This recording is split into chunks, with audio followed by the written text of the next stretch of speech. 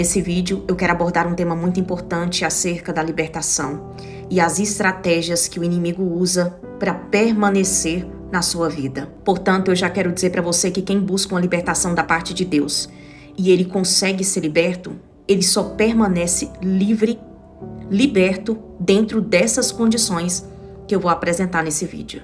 Antes de tudo, eu quero dizer para você que não existe isso de uma vez liberto, para sempre liberto. Não. Uma vez liberto, você tem uma condição para permanecer livre. E essa condição encontra em Mateus capítulo 12, versículo 43 ao 45. Quando um espírito impuro deixa uma pessoa, ele anda por lugares secos, à procura de descanso, mas não o encontra. Então diz: voltarei à casa da qual eu saí. E ele, voltando para a sua antiga casa, e a encontra vazia, varrida e arrumada, então o espírito busca outros 7 espíritos piores do que ele, e todos entram na pessoa e passam a morar dentro dela.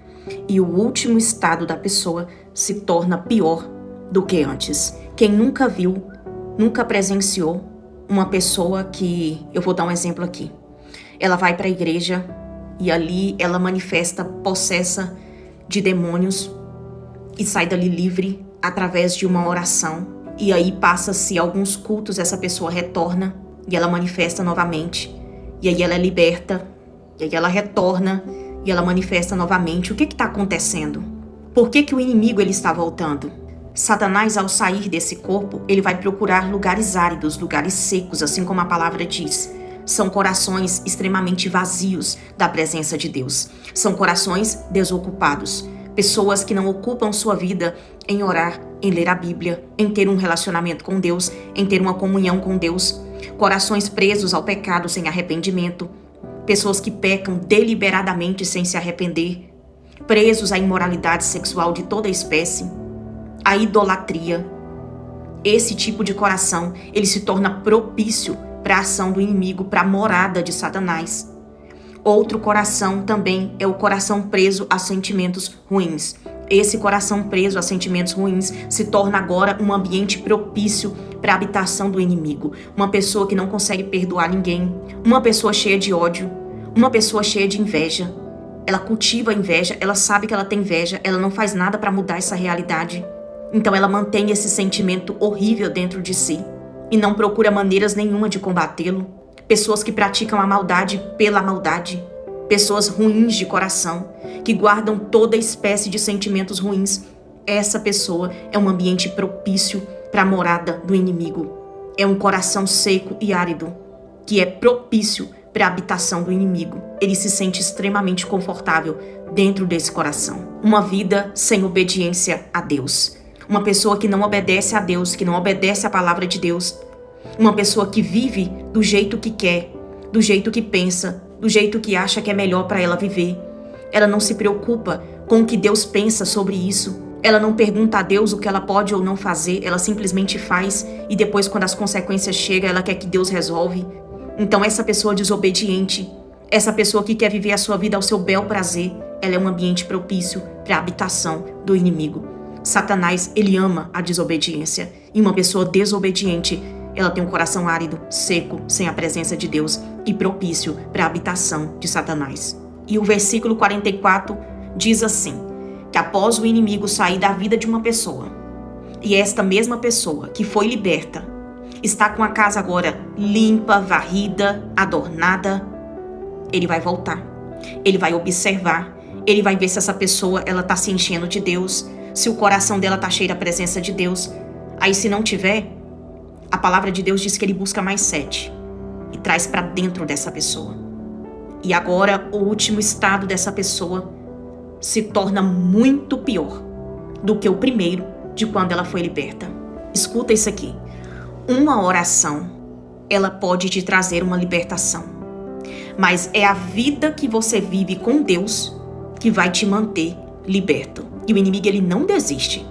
Ele nunca desiste de uma casa que ele já morou, que ele já usou. Ele sempre está retornando, andando em volta para observar se essa casa ela tá vazia. Porque se ela tiver vazia, se ela tiver brecha, imediatamente ele busca mais 7 e faz essa pessoa viver pior do que antes, quando ela foi para Cristo e buscou pela libertação. Então entenda que não basta ser intenso na busca da sua libertação.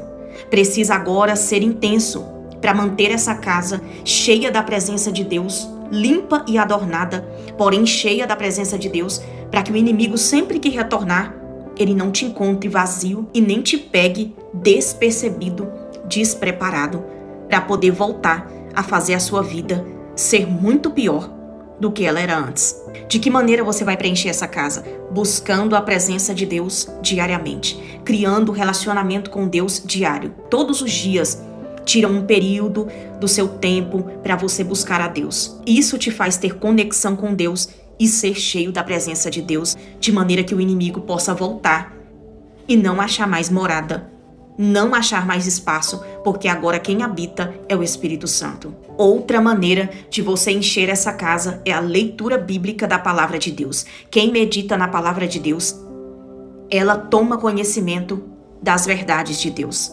E agora fica muito difícil do inimigo mentir para você, porque você conhece a verdade. E quem conhece a verdade, ele é liberto.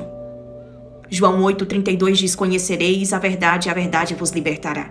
É muito difícil você conhecer a verdade e continuar no erro, porque agora você conhece a verdade. E aí, quando o inimigo vem mentir para você, jogar pensamentos mentirosos de fracasso, você tem ciência agora de quem você é, quem te chamou. A verdade nos liberta da opressão. E quando temos consciência das verdades de Deus, quando o inimigo ele vem lançar a opressão na nossa mente, nós temos autoridade para fazer assim como Jesus fez.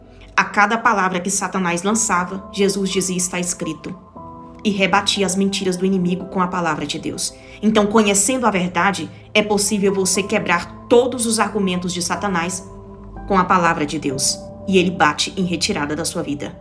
A verdade te liberta e faz com que você lance a opressão de volta contra o opressor. Seja munido da palavra de Deus e do conhecimento da palavra de Deus. Outra coisa que mantém acesa a chama do Espírito Santo viva dentro dos nossos corações é a adoração a Deus. Tire períodos de adoração.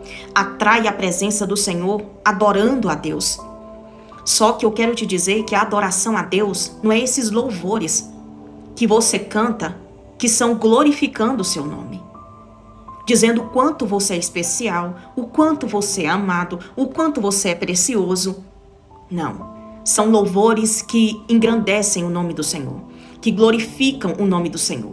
Você pode ouvir esses louvores se você quiser. É uma maneira de você acalentar o seu coração. Mas esse louvor, entenda que ele não é uma adoração. Ele não atrai a presença de Deus para a sua vida. Quando você engrandece o nome soberano do Senhor através da adoração, o céu desce, a presença desce, a chama do Espírito Santo ela começa a queimar dentro do seu coração. Então, períodos de adoração a Deus não são de louvores que falam mais sobre você do que Deus. São louvores que exaltam a grandeza do Senhor, que exaltam o nome do Senhor. E aí sim, você mantém a chama do Espírito Santo acesa em sua vida. Você mantém a presença de Deus na sua vida. Você atrai a presença do Senhor na sua vida. E o céu desce no coração daquele que adora em espírito e em verdade. O louvor tem o poder imenso de atrair a presença de Deus. Então quem adora o nome do Senhor, ele mantém viva essa chama dentro de si e não tem espaço para o diabo entrar.